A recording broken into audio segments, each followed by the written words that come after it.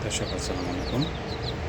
আমি আজকে যে ভিডিওটা করছি আপনি দেখতে পাচ্ছেন একটি মুরগি এবং সামনে কিছু বাচ্চা।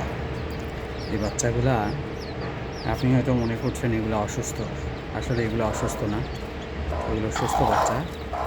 মিশরীয় ফার্মি মুরগির ডিম দিয়া আমি দেশি মুরগ বসাইছিলাম এবং আমি 24টা ডিম বসাইছিলাম, এর মধ্যে থেকে 17টা বাচ্চা বাইরে হয়েছে। আজকেই প্রথম দিন এবং আজকেই তাদেরকে মাসও ব্রুডারে রাখছি।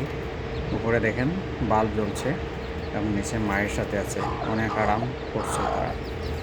এই যে বাচ্চাগুলো আপনার মাথা ফেলাইয়া এখানে শুয়ে আছে, এগুলো কিন্তু আসলে অসুস্থ না, সুস্থই, এরা আরাম করছে। প্রত্যেকটা বাচ্চাই সুস্থ আছে আলহামদুলিল্লাহ। এখন দেখা যাক, আমি প্রত্যেক 7 দিন পর পর আমি এইভাবে আপডেট দেওয়ার চেষ্টা করব। এই বাচ্চাগুলাই প্রত্যেক 7 দিন পর পর আমি প্রতি সপ্তাহে একটি করে ভিডিও দেওয়ার চেষ্টা করব ইনশাআল্লাহ। আজকে প্রথম দিন, তো আজকে এদেরকে আমি এই যে দেখেন পানি, শুধুমাত্র লাইসোবিট দিয়ে আমি পানি তাদেরকে দিলাম।